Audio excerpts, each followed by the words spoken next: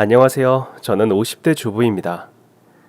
어릴 때 저희 집은 지지리도 가난해서 쌀밥 한 끼 제대로 먹어본 적이 없어요. 부모님은 시골에서 작은 방앗간을 하셨는데 애들 다섯을 낳는 바람에 허리 펼 날이 없었습니다. 그 와중에 전 어릴 때부터 장사 수완이 좀 좋았는데요. 초등학생 때부터 방앗간에 가서 손님몰이를 좀 해왔는데 제가 있는 날은 평소보다 2배를 벌었다며 부모님이 기뻐하셨죠. 중학교 때까지는 틈틈이 부모님 방앗간 일도 돕고 그랬는데 서울에 있는 고등학교에 진학하면서 상황이 많이 달라졌어요. 학교에 다녀야 하니까 새벽에 할 수 있는 알바란 알바는 안 해본 게 없어요. 우유 배달, 신문 배달은 기본이었고요. 배달하면서 다른 손님들 계약까지 따오니까 영업점 사장님이 저한테 학교 다니지 말고 같이 일을 하자고 하더라고요. 너 진짜 수완이 좋구나. 학교는 뭐하러 다녀? 이참에 나랑 같이 장사해서 이 돈이나 벌어보자. 아, 사장님 역시 보는 눈이 있으셔. 그래도 기본 교육은 받아야 어디 가서 무시 안 당하고 살죠. 그럼 고등학교 졸업하거든 와서 나랑 같이 일하는 거다. 네, 사장님 최고. 하지만 넉살 좋게 웃은 뒤엔 돌아서서 침을 뱉었습니다. 앞길 창창한 학생한테 평생 신문 배달만 하라는 거야 뭐야. 어릴 때부터 장사를 자주 접하다 보니 사람 속이 더 훤히 보이더라고요. 그저 자기 이웃 남길 수 있으면 아무 소리나 하는 줄 아니까 저도 그냥 넉살 좋게 받아치고 다녔어요. 그렇게 아르바이트에 매진하고 있으니 성적이 좋진 않았습니다. 어차피 대학에 갈 생각은 없어서 반 애들이 수능 준비할 때 전 창업 준비를 했죠. 저녁에도 야간 자율학습 대신 아르바이트를 했습니다.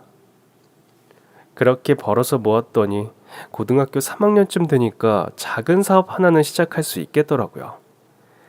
전 주민등록증이 나오자마자 운전면허부터 땄고 꽃 도매업을 시작했습니다. 사업이 잘 되는 바람에 고3 때는 졸업만 할 수 있을 정도로 학교에 나갔죠. 덕분에 고등학교를 졸업하자마자 창업을 할 만큼의 돈이 모였어요. 졸업 후에도 한동안 도매업을 계속하면서 발품을 받았고 드디어 시장에 자리를 하나 얻었죠. 꽃 도매하러 나가시잖아. 아유, 젊은 아가씨가 시장에서 뭘 팔려고. 그러나 저의 목적은 장사가 아니라 자리세를 받는 것이었습니다. 상인들을 계속 상대하다 보니 결국 매달 나가는 자리세가 곤욕이더라고요. 장사해도 자리세 내고 나면 남는 것도 없다는 얘기를 하도 듣다 보니 그 자리를 제가 차지해볼까 싶더라고요. 처음엔 한 자리가 됐던 게 두 자리가 되고 나중엔 시장의 3분의 1은 제 것이라는 소문이 날 정도로 규모가 커졌어요. 그마저도 더는 자리가 나지 않기에 나중엔 시장 입구 건물을 사들였죠. 시장 입구 건물은 유동인구가 많아서 일단 잡으면 대박이었기 때문에 월세도 나쁘지 않게 받았죠. 그렇다고 상인들 등쳐먹는 건물주는 아니었습니다. 어려울 땐 서로 도와가면서 20대부터 시장의 큰손으로 불리기 시작했어요. 돈은 많이 벌었지만 언젠가부터 속이 좀 허전하더라고요. 그때 시장에선 늘 저를 챙겨주시던 치킨집 아주머니가 계셨는데 시장 안에서도 알아주는 맛집이었죠.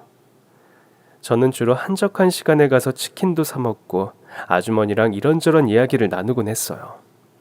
알고 보니 아주머니도 저와 같은 고향 사람이었거든요. 그 방앗간 알지? 지금도 하나? 옛날에 그 집 부모님이 하실 땐 지나가는 애들한테 가래떡을 똑똑 끊어서 조청에다가 푹 찍어서 맛있게 먹으라고 주시곤 했었어. 그땐 다들 얼마나 가난할 때야. 애들이 어디서 듣고 온 건지 나중엔 애들이 간식 얻어 먹으려고 줄을 서는데도 한 명도 빠뜨리지 않고 전부 떡을 주셨어. 우리 할머니가요? 어, 그러니 한 동네에서 그렇게 오래 장사를 하셨지. 근데 요즘은 시골에 사람이 별로 없어서 나도 시내에서 장사하다가 결국 서울로 왔잖아. 하여튼 아주머니도 대단하세요. 장사도 잘 되고 이제 걱정이 없으시겠어요. 장사만 잘 되면 뭐해. 아들놈 때문에 늘 걱정이야. 아주머니에겐 제 또래 아들이 있었어요.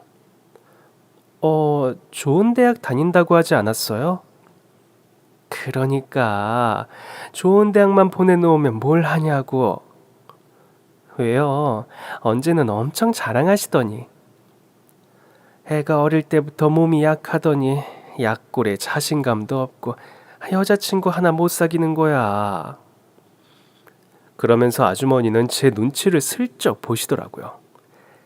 그 애인은 있나? 애인은 무슨, 저 여태 돈만 벌었는데 무슨 애인이 있겠어요. 아니 왜? 돈도 많은데 남자도 좀 만나고 결혼해서 애도 낳고 살아야지. 언젠가는 되겠죠. 이상형 같은 건 있고? 왜요? 소개해 주시게요? 그럼 내 소개 받아볼래? 그때였습니다. 엄마, 가게로 제 또래 남자가 들어오더라고요. 한눈에 봐도 범생이로 보이던 그 남잔 치킨집 아주머니의 그 골칫덩이 아들이었습니다. 그런데 말로 들은 것보다 키도 크고 인물도 훤한 게 멋있어 보이더라고요. 공부만 하게 생겼는데 저한테는 없는 걸 가진 사람이라 그런지 좀 신비해 보이기도 했어요. 치킨집 아주머니는 기다렸다는 듯이 아들에게 달려갔습니다. 아이고, 여기 우리 아들이야. 아들, 인사해. 우리 시장의 젊은 큰손이야. 아주머니도 참. 안녕하세요. 네. 안녕하세요. 그러나 우리의 대화는 그게 끝이었습니다. 엄마, 집에 뭐 갖다 놓으라면서요. 저기 바로 갈라고? 과제가 많아요. 그래. 그는 아주머니가 챙겨준 것만 들고 인사도 없이 가게를 나가버렸어요. 전 조금 무안해서 먹던 치킨이나 마저 먹었죠. 그 집 치킨이 워낙 맛있다 보니 양념에 밥도 비벼 먹고 그랬거든요. 근데 그걸 그 남자가 봤다고 생각하니까 이상하게 창피하더라고요. 지금껏 한 번도 못 느껴본 부끄러움이었습니다. 아유, 제가 저렇게 사람 만나는 재주가 없고 공부만 한다고. 제 고등학교 때까진 시골에서 나왔고. 어머, 그럼 시골에서 공부해서 그 좋은 대학에 들어간 거예요?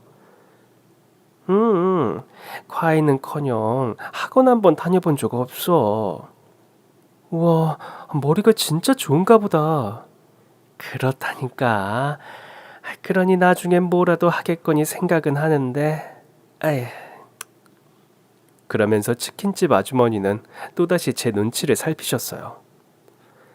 우리 아가씨처럼 싹싹하고 똘똘한 처자만 만났으면 딱이겠다 싶은데. 아주머니는 며느리 학력은 안 보세요? 대학 안 나와도 괜찮아요? 대학 나와서 뭐하게. 하도 우리 애가 책상에 앉아서 공부하는 것만 보다 보니까 나도 신물나. 며느리는 나처럼 활동적이고 대화도 잘 통하고 세상 돌아가는 것 좀 잘하는 여자였으면 좋겠어. 그래요? 정말이세요? 정말이라니까. 마치 그 처자가 저인 것만 같아서 좀 부끄럽더라고요. 그렇지만 모른 척 집으로 돌아왔어요.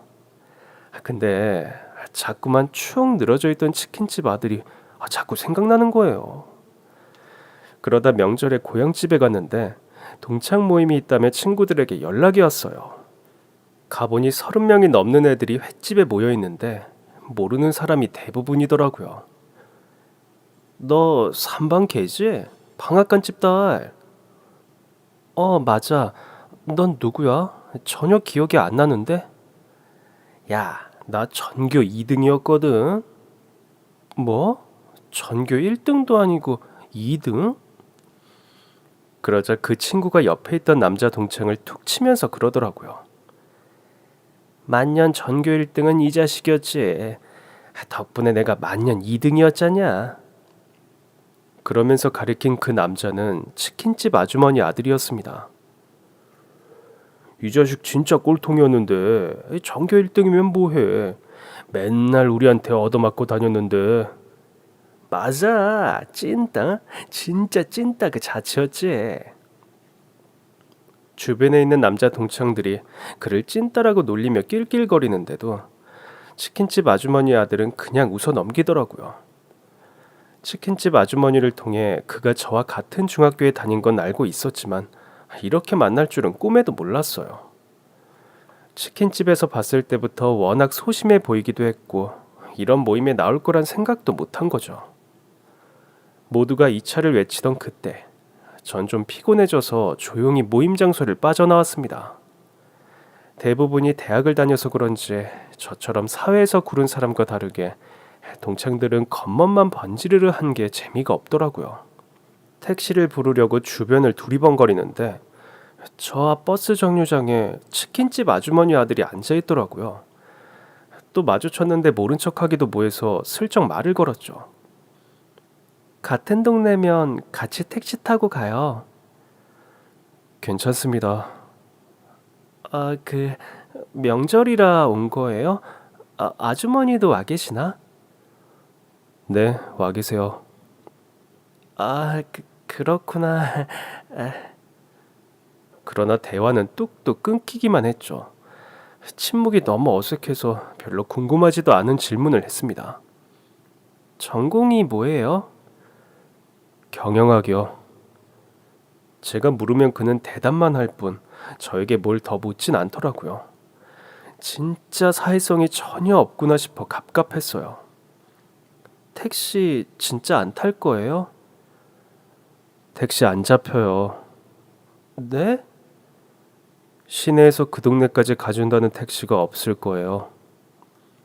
그때 저 멀리서 고향 동네로 들어가는 버스가 오더라고요. 이게 막차예요. 그는 그 말만 남긴 채 버스에 올랐고 저는 멍하니 그가 타는 것을 보고 있었습니다. 곧 버스 문이 닫혔고 버스가 타기 출발하려던 그때 갑자기 버스가 멈추더니 뒷문이 열렸어요. 진짜 안 탈 거예요? 진짜 버스 없어요. 전 결국 버스에 탔고 그와 함께 같은 동네에서 내렸습니다. 시골 동네라 그런지 가로등이 많지 않아 캄캄하더라고요. 어두운 시골길을 혼자 걷고 있는데 자꾸만 그 남자가 따라오더라고요.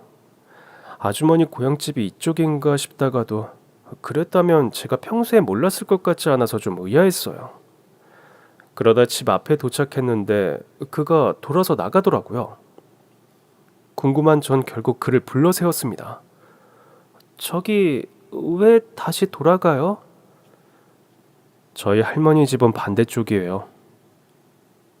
그럼 저 여기까지 데려다 주신 거예요? 네. 저는 좀 어이가 없더라고요. 아니, 뭐 이렇게 데려다 주는 게 어딨어요. 데려다 줄 거면 같이 말이라도 하면서 와야지. 제가 말주변이 없어서. 그래서 그냥 뒤에서 따라왔다고요? 네, 저랑 말하면 재미없으실 거예요. 전 그제야 그 사람을 조금은 알 것 같은 기분이 들었어요. 그날 이후 저는 그와 연락을 시작했고 우리는 서울에서도 만나기 시작했습니다. 그게 우리 연애의 시작이었어요. 그는 저를 만난 뒤 점차 밝아지기 시작했어요. 그런 아들의 변화를 누구보다 좋아한 건 치킨집 아주머니였습니다. 남편이 대학을 졸업할 즈음 전 결혼 준비를 시작했어요. 알고 보니 우리 남편 사업 천재더라고요. 괜히 경영학과가 아닌 거예요. 저처럼 무턱대고 장사에 뛰어드는 게 아니라 체계적으로 접근하더라고요. 전 그런 그의 재능을 키워줄 수 있는 자본이 있었고 그는 머리가 좋았고 결혼 후 남편은 본격적으로 사업을 시작했어요. 결혼 후 2명의 아이를 낳았어요. 간혹 동창회 연락도 왔는데 아이들 키우느라 참석할 정신이 없더라고요. 여보, 당신이라도 좀 다녀오지 그래? 우리 결혼식도 가족끼리 해서 부르지도 못했는데 가서 한턱 쏘는 거 어때? 애들은 내가 볼게. 난 별로 안 가고 싶은데 당신 가고 싶으면 가. 왜 가기 싫은데? 말이 좋아 동창이지. 대부분이 나 괴롭혔던 애들이야. 그럼 그때 왜 왔어? 나 동창회에서 만났던 날. 어머니랑 할머니 댁 갔다가 길에서 마주쳐서 끌려간 거야. 다들 술에 취했길래 냉큼 도망 나왔다가 그때 당신이랑 만난 거지. 그 후 저희 부부는 동창회에 참석하지 않았어요. 그러는 사이 아이들도 장성했고 좀 심심하던 차에 남편의 휴대폰으로 전화가 오더라고요. 여보세요?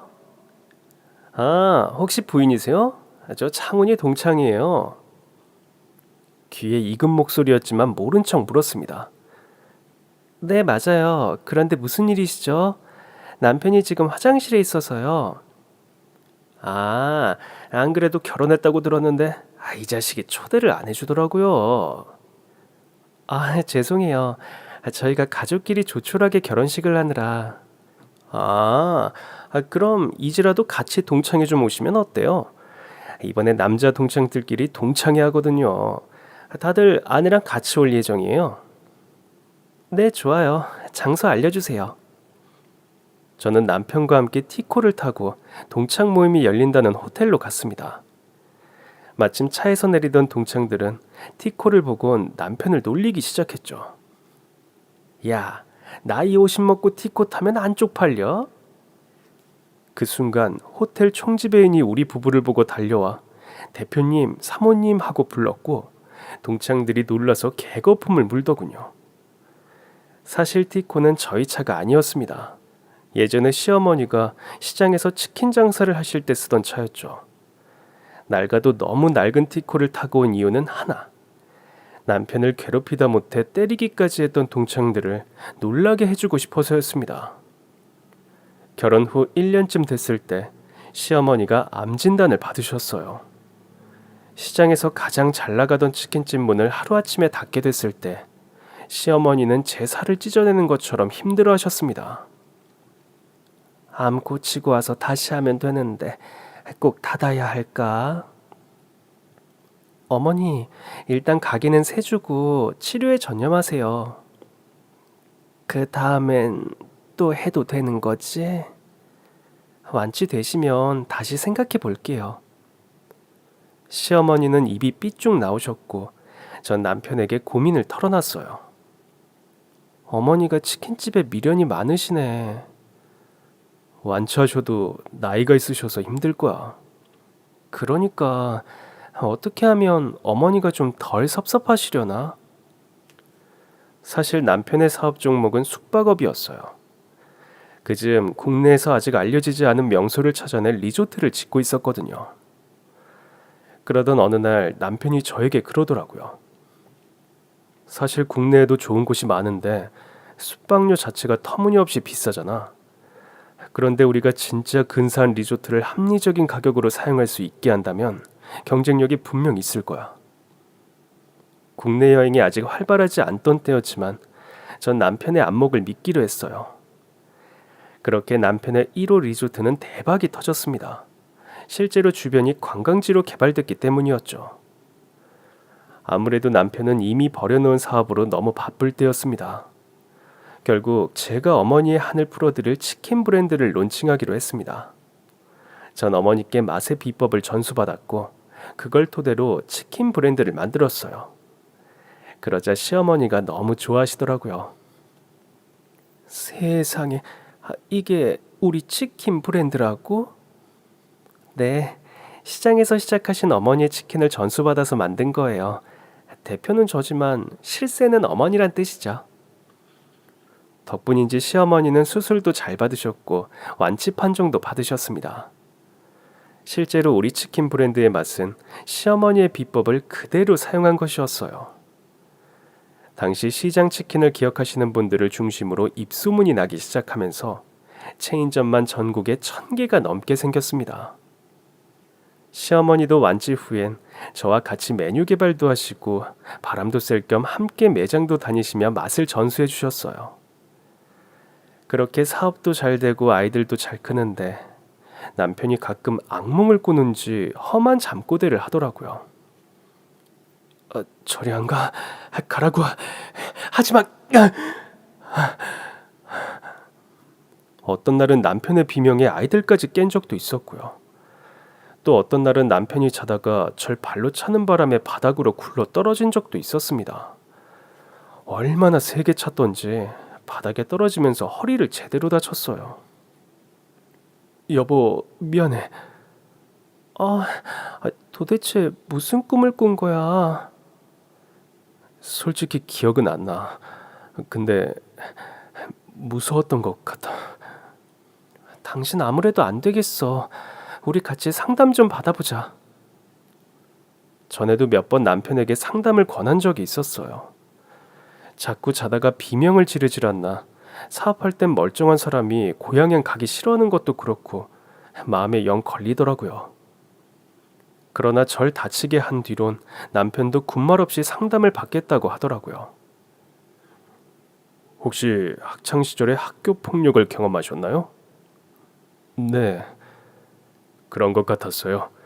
여러 검사를 해봤는데 학창 시절에 대한 기억이 부정적이시고 정확히는 부정적인 걸 넘어서 고통스러워하시는 것 같다는 생각이 들거든요. 공부는 참 잘했는데 주변에서 찐따라고 괴롭혔던 것 같아요. 그러니까요. 꼭 그런 나쁜 친구들이 있어요. 자기 못난 걸 타인에게 전가해서 괴롭히는 경우인데 남편분이 너무 착하셨던 거죠. 사실 사업할 땐 별 문제가 없긴 한데 그래도 치료는 받는 게 좋겠죠? 사업도 크게 하시고 사회적 활동엔 일단 문제는 없으신 것 같지만 결국 해결하지 않으면 이 문제가 일에도 지장을 주게 될 겁니다. 남편은 상담을 받기 시작했고 기본 10회기의 상담을 마친 뒤론 전보단 밝아진 것 같았어요. 그 즈음에서 남편의 동창에게서 전화가 왔던 거죠. 동창회 가겠다고 약속한 뒤 전화를 끊는데 마침 남편이 화장실에서 나오더라고요. 여보, 동창회 연락인데? 그래서 뭐라고 했어? 간다고 했어. 잠깐 고민하던 남편이 결심한 듯 고개를 끄덕였습니다. 그래, 가자. 아주 멋지게 차려입고 그 자식들이 다시는 나 무시 못하게. 상담을 받은 덕분인지 전보다 더 불편했던 감정을 잘 말하더라고요. 그러나 저의 생각은 좀 달랐습니다. 근사하게 가면 재미가 없지. 왜 재미가 없는데? 그 사람들이 당신이 어디가 못나서 괴롭혔던 거야? 당신 심지어 전교 1등이었다며. 그런데도 괴롭혔던 사람들이 당신이 그냥 멋지게 하고 간다고 해서 우습게 여기겠냐고. 그럼 어떻게? 일단 어머니한테 가자. 마침 주말이어서 전 남편과 함께 시어머니 댁으로 갔어요. 어머니, 전에 타시던 티코요. 그거 아직 차고에 있어요? 에이, 티코? 시장에서 일할 때 타던 거? 네, 있나 궁금해서요. 이따마다 내가 아까워서 못 버렸어. 시어머니는 차고로 가서 티코를 보여주셨고 저는 입이 쩍 벌어졌습니다. 아니 어머니, 이렇게 낡은 차를 버리지도 않고 계속 갖고 계신 거예요? 그게 내 인생 전부 같은데 어떻게 갖다 버려. 혼자 우리 아들 키우면서 급할 때마다 얼마나 욕이 나게 탔는데. 이 차로 배달도 가고 가끔 우리 아들도 데리러 가고. 그땐 이 차에서 나는 기름 냄새가 그렇게 싫었는데. 아유, 말도 마라. 얘 사춘기 때 처음으로 나한테 싫은 소리를 하더라고. 뭐라고 했는데요? 엄마, 이제 닭 좀 그만 튀기면 안 돼? 이러는데 아유, 내가 아주 머리통을 쥐어박았지. 맨날 튀김 냄새 맡아가며 닭 팔아 제 학비대 생활비대 죽어라 사는 엄마도 있는데 그깟 냄새 좀 맡았다고 불평이냐고. 그렇게 한 대 쥐어박은 다음엔 아무 소리도 안 했어. 왜냐하면 내가 차에 안 태워줬거든. 기름 냄새 싫은 너는 그냥 걸어오라고. 우리는 그 얘기를 듣고 한참을 웃었습니다. 잘못은 확실히 가르치는 시어머니 덕분에 남편은 예의범절이 바른 사람으로 자란 것 같았어요. 다만 한 가지 궁금한 게 있었습니다. 일단 전 어머니께 티코를 빌리기로 했어요. 어머니, 저희 이 차 좀 며칠만 빌려주세요. 에? 저 차는 뭐하게? 타려고요. 아유, 어머, 절대 안 된다. 창고에 처박아 둔이 있는 거지. 타는 건 절대 안 돼. 움직이지도 않을걸. 그럼 일단 정비소 불러서 검사해보고 문제 있으면 고쳐서 타죠 뭐. 아니, 니들 지금 타고 온 차도 있고 비싼 외제차도 한 대 더 있으면서 뭐하러 저 차를 타겠대. 전 일단 어머니께는 작전을 말씀드리지 않았어요. 대신 정비업체를 불렀고 남편에게 같이 가서 차 상태도 좀 살펴보고 고칠 게 있으면 고쳐서 집까지 차를 갖다 놓으라고 했습니다. 남편을 정비소로 보낸 뒤 어머니와 둘이 남은 전 궁금했던 걸 물었습니다. 어머니, 혹시 서울로 이사 오신 게 다른 이유는 아니었어요? 아이, 무슨 다른 이유는 시골 시내라 장사가 잘 안 돼서 그랬다니까.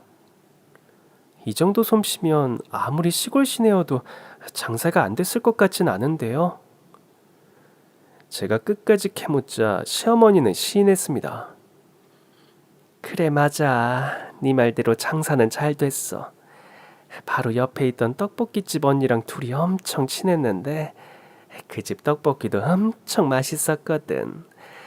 시장에 오는 사람 중에 우리 치킨이랑 옆집 떡볶이 먹으려고 오는 사람이 절반은 됐을걸. 그럴 줄 알았어요. 근데 왜 장사가 안 돼서 오셨다고 하신 거예요? 시어머니는 괜히 주변을 살피더니 말씀하셨어요. 우리 아들 지금 안 오는 거지? 티코 고쳐서 바로 집으로 갈 거예요. 왜요? 남편이 들으면 안 되는 얘기예요? 그게 내가 평생 모른 척 했거든. 뭘요? 글쎄, 그 애가 학교에서 괴롭힘을 당했더라고. 알고 보니 시어머니도 남편이 학창 시절에 괴롭힘 당한 사실을 알고 계셨더라고요. 어떻게 하셨어요? 어떻게 몰라. 어떤 날은 눈이 밤탱이가 돼서 오질 않나. 또 어떤 날은 다리를 절기에 바지를 들어보니까 세상에 뼈가 부러졌던 거야. 대체 어떤 놈들이 그랬냐고 그러니까 그냥 넘어졌다고 그러고 아무리 캐물어도 누가 때렸단 소리를 안 하길래 내가 고민을 좀 했지.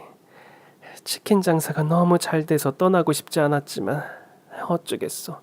저러다 내 아들이 맞아 죽을 것 같은데. 그리고 괜히 학교에 알려봤자 우리 애만 더 괴롭힘 당할 것 같아서 그래서 어느 날 갑자기 야반 도주하듯이 서울로 가버렸어. 그 즈음을 생각하던 시어머니의 눈가가 촉촉해졌습니다. 그가 모은 돈은 있는데 계획도 없이 와버린 상태였고 서울 물가가 보통 비싸야지. 수중에 있던 돈으로 겨우 방 하나 구하고 시장 가서 자리 좀 얻어보려고 했더니 아유, 텃세가 장난이 아닌 거야. 어머니, 너무 힘드셨겠어요. 그땐 지금이랑 비교도 안 되게 시장 여자들이 드셌어. 내가 자리 얻으려고 하면 빗자루 들고 쫓아오는 년들도 있었다니까. 그럼 어떻게 자리를 얻으신 거예요? 나중에 빗자루 들고 쫓아오던 년을 붙잡고 내가 무릎까지 꿇고 하소연했지. 아들이 공부를 정말 잘하는데 내 아들이 얻어맞아 죽게 생겨서 무턱대고 서울로 왔다. 근데 내가 할 줄 아는 거라곤 치킨 튀기는 것밖에 없는데 어떡하냐. 내가 자리세를 더 내도 괜찮으니 제발 자리 하나만 달라고 매달렸지. 그랬더니 그 여자가 날 가만히 보더니 내 손을 잡고 어디로 가는 거야. 그게 어디였는데요? 떡집. 시어머니가 간 곳은 당시 시장에서 왕언니라고 불리던 사람이 운영하던 떡집이었대요. 같이 간 상인이 왕언니에게 시어머니의 사정을 구구절절 설명했더니 왕언니가 시어머니를 위아래로 훑어보더래요. 그래서 아들이 공부를 그렇게 잘해? 예, 언니. 남편 일찍 죽고 그거 하나 키우면서 살고 있는데 시골로 돌아가면 우리 애 맞아 죽을 거예요. 차라리 제가 여기서 죽는 게 낫지. 전 다시는 못 돌아가요. 제발 부탁입니다. 자리 하나만 내어주세요. 왕언니는 한동안 말이 없다가 같이 간 상인에게 손을 까딱하더랍니다. 그러자 상인이 왕언니네 방으로 들어가선 종이 한 장을 들고 나왔대요. 여기 사인해. 이게 뭔데요? 자리 하나만 달라며. 싫으면 말고. 아니에요. 할게요. 일단 그들이 내미는 종이는 받았지만 시어머니는 엄청 두려웠다고 합니다. 일단 받긴 했는데 내가 싸지른 말이 있잖아. 자리만 주면 자리값을 푸르는 대로 내겠다는 식으로 했으니 얼마나 막무가내인 계약서를 내밀었을까 싶어서 무섭더라고. 근데 자리세가 너무 싼 거야. 그래서 위치가 별로인가 싶었는데 가보니까 위치도 좋더라고. 시어머니가 장사할 가게까지 따라온 왕언니가 그랬대요. 요즘 젊은 것들은 자리 달라고 애원해놓고 몇 달을 못 버티고 나가버리거든. 근데 넌 좀 버티겠다 싶어서 내가 기회를 주는 거야. 시장에 들어왔으면 최소 10년은 버텨야 돼. 알겠어? 아유, 그럼요. 당연하죠, 언니. 그럼 사람들끼리 좀 친해지고 서로 어려울 땐 도와주고 그럴 거 아니야. 내가 진짜 두고 볼 거야. 그렇게 시어머니는 무서움만 보였던 시장에 입성했고 그 집 치킨이 맛있더란 소문이 돌면서 금세 장사가 잘 되기 시작했대요. 아니, 그 왕언니가 누구신 거예요? 저도 본 분이려나? 아유, 아니야. 그 언니는 일찍이 세상을 떠났어. 그 후로 자식들이 시장 자리도 다 팔아먹어서 시장에 언니 흔적은 남아있지도 않아. 일이 바빠서 자주는 못 가고 가끔 시간 될 때마다 병원에 가서 보고 오고 그랬지. 전 그제야 시어머니가 왜 치킨 장사를 접고 싶어 하지 않으셨는지 이해할 수 있었습니다. 어머니, 제 생각이 짧았네요. 어머니는 단지 치킨 장사가 계속하고 싶으셨던 게 아니라 시장이 좋으셨던 거죠? 아유, 생각하면 지겹지. 그 세월을 다 어떻게 견뎠나 싶게 고단했어. 그래도 뭐 시장에서 받은 게 있는데 하루아침에 관두려니까 죄 짓는 기분이 들더라고. 내가 더 베풀어야 하는데. 그런데 내가 받은 만큼 아직 다 못해준 것 같아서 내가 그래서 고집을 좀 피웠다. 이야기를 다 듣고 나니 어머니의 티코를 어디에 사용할지 말씀을 드려야겠더라고요. 어머니, 오늘 빌려간 어머니 차요. 그거 남편 동창회 타고 가려고요. 시어머니는 기겁하며 놀라셨습니다. 아니, 동창회를 가는데 왜 그 똥차를 타고 가? 좋은 차를 타고 가야지. 우리 아들 때린 그놈 자식들 코를 그냥 납작하게 눌러줘야지. 눌러버리는 정도가 아니라 이참에 아주 그냥 뭉개버릴 생각이에요. 집에 돌아가 보니 주차장에 어머니의 티코가 주차돼 있더라고요. 남편에게 물어보니 의외로 작동이 잘 되더래요. 물론 에어컨은 쓸 수 없을 것 같아. 왜? 다 고쳐오라니까. 고치긴 했지. 근데 왜 못 써? 그게 에어컨을 켜면 속도가 느려지더라고. 너무 오래된 차라 에어컨과 속도 중 하나를 택해야 한단 말에 또 한참을 웃었습니다. 동창회 하루 전, 저는 호텔로 전화를 걸었습니다. 예, 사모님. 회장님이랑 내일 호텔에서 동창회에 참석하려고 하는데 신경 좀 써주시겠어요? 네, 물론이죠. 몇 시에 오십니까? 저녁 7시쯤에요. 그럼 제가 직접 모시러 나가겠습니다. 그래 주시면 고맙고요. 약속 시간에 맞춰 저랑 남편은 티코를 타고 호텔로 향했어요. 물론 가는 길은 험난했습니다. 신호에 맞춰 차를 멈췄더니 갑자기 시동이 꺼지질 않나. 창문이 자동으로 열리질 않나. 진짜 사업 성공 후 그런 차를 타본 적이 없다 보니 남편과 저 둘 다 좀 재밌더라고요. 호텔까지 갈 순 있을까? 어제 정비소 직원이 그 정도는 가능할 거라던데 심지어 관리만 잘하면 1년은 더 탈 수도 있을 거래. 그렇게 겨우 호텔 앞에 도착했는데 바로 앞에 있던 차에서 낯이 익은 동창들이 내리더라고요. 우리 부부가 내리자 일단 동창들은 절 보고 놀라는 눈치였습니다. 아? 뭐야? 이 자식이랑 결혼한 게 너였어? 야, 그러면서 결혼할 때 초대도 안 하냐? 남편의 동창들은 남편을 툭툭 치며 여전히 무례하게 굴더라고요.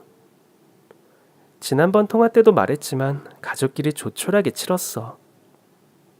동창은 우리가 타고 온 티코를 흘끗 보더니 말했습니다. 아이, 보아하니까 조촐하게 치를 수밖에 없었겠는데. 내 말이 그 말이야. 야, 나이 50 먹고 티코 타면 안 쪽팔려? 이젠 가난도 죄다. 나이 50 먹고도 공부만 하는 건 아니지. 야, 그래도 그 와중에 옷은 또 비싼 거 입었네. 응? 야, 그 옷은 또 뭔데? 어디서 빌려왔냐? 그럼 니들은 무슨 일 하는데? 평소라면 입을 꼭 다물고 있었을 남편이 어쩐 일로 질문을 다 하더라고요. 난 대기업 다니지 마. 난 공무원. 넌 뭐 하는데? 그들의 질문이 끝난 그 순간 호텔 총지배인이 저희 부부를 보고 달려오더라고요. 대표님, 사모님. 그는 숨이 차게 뛰어오더니 말했습니다. 아이고 죄송합니다. 제가 좀 늦었습니다. 안 늦으셨어요. 우리가 일찍 온 거죠. 정말 죄송합니다. 홀에서 갑자기 응급 상황이 생겨서요. 잘 해결은 했나요? 예, 매뉴얼대로 잘 해결했습니다. 우리 부부와 지배인의 대화에 동창들은 당황한 눈치였습니다. 아니 지금 뭐라는 거야? 대표님, 사모님? 남편은 여유로운 미소를 짓더니 말했습니다. 일단 들어가자. 들어가서 설명할게. 남편이 호텔 안으로 들어가려 하자 지배인이 달려가 먼저 문을 열었어요. 전 남편에게 팔짱을 낀 채 나란히 들어갔고 동창들은 우리 부부의 뒤를 허겁지겁 따라왔습니다. 대체 이게 어떻게 된 일이야? 아니, 너 무슨 사업해? 벤처기업? 아님 설마 중소기업? 가만히 듣고 있던 지배인이 동창들을 향해 말했어요. 저희 호텔 주인이십니다. 동창들은 믿기지 않는다는 듯 호텔 지배인의 신분을 확인하려 들었습니다. 에이, 지금 연기하는 거죠? 진짜 호텔 지배인 어디 있어요? 이거 이름표도 가짜 아닌가? 그러자 다른 호텔 직원에게 가서 이름표를 확인하는데 진짜 아주 가관이더라고요. 결국 카운터에 있는 호텔 직원들까지 불러와선 그러는 겁니다. 저기요. 이 사람이 진짜 지배인 맞아요? 예. 저희 호텔 총 지배인이십니다. 그럼 이 애들은요? 동창이 저희 부부를 가리켰고 호텔 직원은 당혹스러운 얼굴로 대답했습니다. 물론 저희 호텔 대표님 부부십니다. 뭐 때문에 그러십니까? 그러면서 난처한 얼굴로 우리 부부를 보기에 전 직원을 돌려보냈어요. 이제 가보셔도 돼요. 수고해 주세요. 네, 사모님. 즐거운 시간 보내십시오. 동창들은 직원이 돌아가는 모습을 멍하니 보고 있었습니다. 마침 엘리베이터가 도착했고 지배인이 가장 꼭대기층을 눌렀어요. 저기, 거기 우리 약속 장소 아닌데. 우린 지하 식당이에요. 대표님께서 장소를 변경하셨습니다. 며칠 전 동창에게 장소를 들었는데 호텔 지하 식당을 예약했더라고요. 물론 호텔 지하 식당도 꽤 비싼 편이긴 했습니다. 그러나 사실상 일반 식당과 별반 다를 게 없는 곳이었습니다. 그 식당에서 가장 큰 룸을 예약했다는데 아무래도 저희 부부 성에는 차지 않았습니다. 여보, 그래도 우리가 호텔 주인인데 VIP 서비스는 보여줘야 하지 않을까? 그래야지. 그렇게 약속 장소를 업그레이드 시켜주었고 이미 식당에 도착했거나 도착할 동창들에게도 직원들이 직접 안내를 할 예정이었습니다. 꼭대기층 VIP 라운지에 도착한 동창들은 입이 쩍 하고 벌어졌습니다. 우리 호텔의 꼭대기층은 서울이 한눈에 내려다 보이는 통창으로 된 최고급 레스토랑이었어요. 동창회를 즐길 수 있게 자리 배정까지 다 바꿔둔 상태였고 저희 부부는 지배인이 안내하는 상석으로 가서 나란히 앉았습니다. 이미 와있던 동창들도 안을 구경하느라 정신이 없더라고요. 야, 진짜야? 네가 이 호텔 주인이라며. 지하에 갔다가 안내받고 깜짝 놀랐어. 맞아. 마음껏 즐겨. 야, 너 성공했다. 역시 잘 사는 애들은 요란하지가 않아. 아니, 이번 동창회 주최한 건 혹시 니들 아니야? 그러면서 다른 동창들이 우리 부부와 같이 온 두 동창을 보더라고요. 그래서 내가 호텔로 잡았잖아. 아유, 진짜. 아까 거기 보고 여기 보니까 비교가 안 된다. 말만 호텔이지 가격도 일반 식당이던데? 거기 주변 직장인들이 점심 먹으러 많이 와요. 부담 없이 식사만 할 수 있게 만든 곳이라 아무래도 특별한 모임을 하기엔 좀 아쉽더라고요. 남편을 노리던 두 동창은 어떠한 말도 하지 못한 채 자리에 앉았습니다. 동창들이 다 모이자 장내는 북적거렸습니다. 특별히 준비하게 한 호텔 대표 코스 요리를 제공했더니 다들 너무 좋아하더라고요. 그러나 웃지 못하는 두 사람도 있었죠. 아니, 무슨 로또라도 맞았냐? 네가 어떻게 이런 호텔을 사? 갑자기 산 건 아니고 너희가 아는진 모르겠지만 호텔 인수는 꽤 까다로워. 운영 능력도 검증을 받아야 하거든. 그래서 네가 그런 검증을 다 받았다고? 너 같은 찐따가 어떻게? 그 순간 맛있게 식사를 하던 동창들이 하나둘씩 눈살을 찌푸린 채 그들을 보기 시작했습니다. 그런 단어 진짜 오랜만에 듣는다. 아니지. 사실 그런 말 하는 거 니들 말고는 없었어. 아유, 야, 찐따를 그럼 찐따라고 하지 뭐라고 해. 내가 뭐 없는 소리 했냐? 없는 소리 맞는 것 같은데? 더는 못 들어주겠더라고요. 부부 동반으로 와서 즐겁게 식사하는 동창들이 대부분이었습니다. 근데 그러고 보니 남편을 무시하는 두 동창의 곁엔 아내가 없더라고요. 우리 남편 전교 1등이었다는데 찐따 만든 건 니들 셋째 혀 아니니? 나중에 기억났어. 졸업할 때 우리 남편이 전교 1등으로 상 받았던 거 니들 다 기억하지? 저는 다른 동창들을 향해 물었고 다들 맞다며 공부도 잘하고 착했다며 남편을 치켜 세웠습니다. 그런 우리 남편을 니들 열등감으로 찐따 만든 거잖아. 안 그래? 야, 우리가 뭐 이런 호텔은 없어도 다 자기 밥벌이는 하고 살거든. 참 다행이네. 그런 인성으로 밥벌이들은 하고 사니까. 근데 왜 니들 둘만 아내가 없니? 니들이 주최자라며. 이거 모임 부부 동반 아니었어? 그 순간 두 동창의 얼굴이 새빨개지더라고요. 그때 멀리서 한 동창의 아내가 말했습니다. 저쪽 아내분 저랑 건너 건너 아는 사이인데 이혼 직전이라고 소문났던데요? 난 아니야. 난 그냥 좀 싸운 것 뿐이야. 하도 자주 싸워서.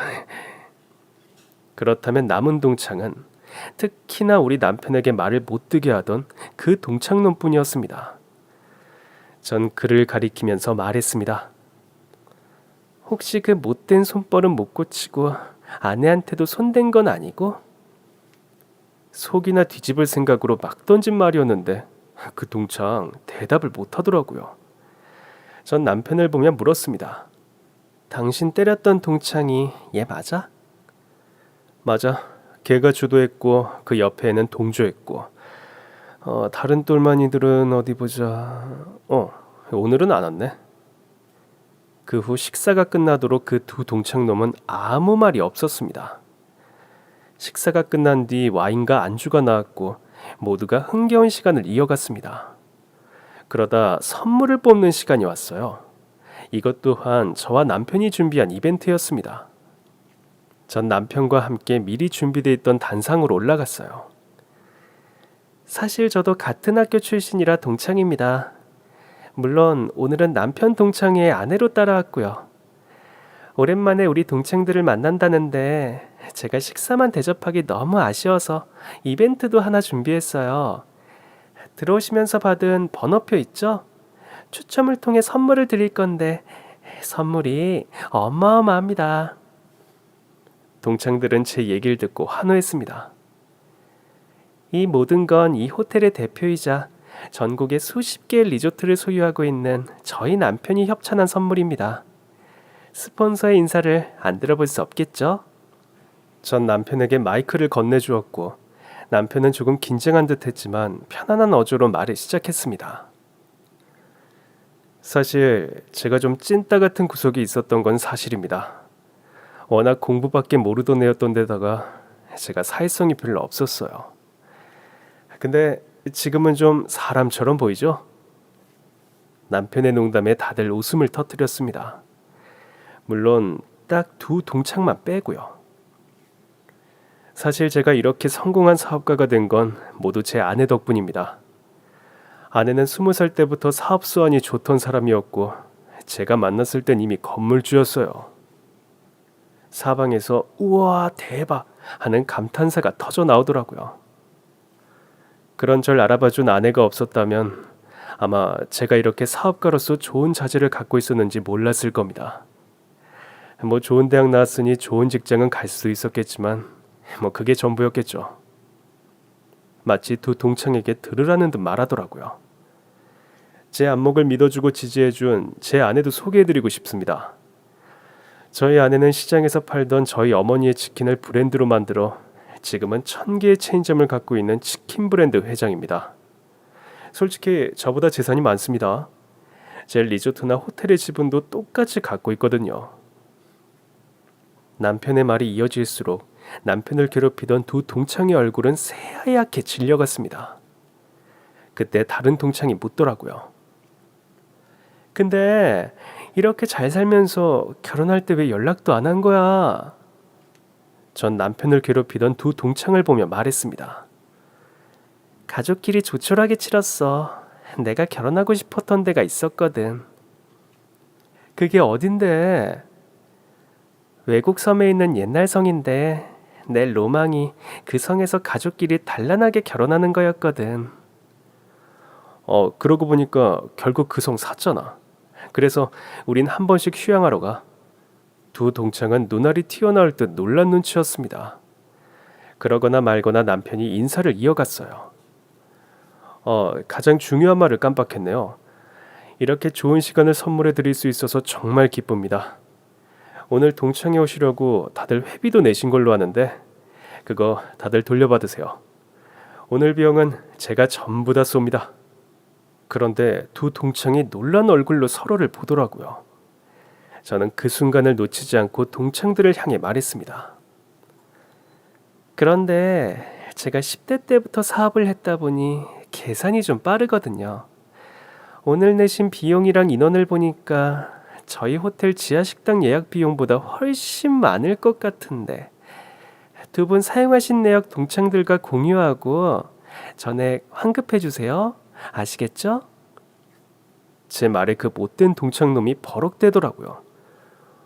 아니, 네가 무슨 권리로 내역을 보여달란 말이야? 이건 엄연히 남자 동창이잖아. 당황하는 꼴이 역시나 회비를 횡령한 것 같더라고요. 그러자 주변에 있던 남자 동창들이 소리쳤습니다. 야 임마, 당연히 사용 내역을 공개해야지. 그것도 안 하면 청부를 하면 되나? 지금 당장 보내. 결국 두 동창은 그 자리에서 내역서를 공개할 수밖에 없었고 호텔 지하 식당 비용은 거뒀던 회비의 절반밖에 안 된다는 사실이 들통나고 말았습니다. 와, 이 자식들 완전 사기꾼들 아니야? 야, 니들 같은 놈들이 진짜 찐따지. 해먹을 게 없어서 동창들 등을 헤쳐먹어? 두 동창은 가진 욕을 다 들어먹으며 있는 돈 없는 돈을 다 긁어 겨우 동창들에게 회비를 돌려주었습니다. 그리곤 화장실에 간답시고 다시는 돌아오지 않더라고요. 모든 상황을 마친 뒤 우리는 다시 선물 추첨을 시작했고 놀랍게도 1, 2등은 도망간 두 동창놈들이었습니다. 선물은 고가의 의류 관리기와 안마의자였지만 다시 추첨해 선물의 주인은 바뀌었죠. 그날 이후 남편의 상담 횟수를 줄였어요. 이젠 악몽도 꾸지 않고 자다가 절 발로 차는 일도 없었습니다.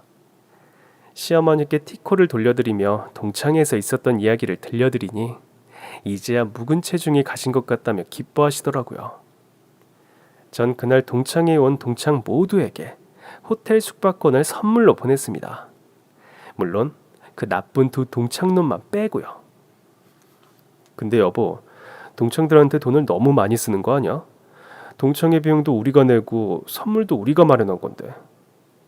여보, 내가 설마 그 동창들 예쁘다고만 줬을까? 그럼 왜 준 건데?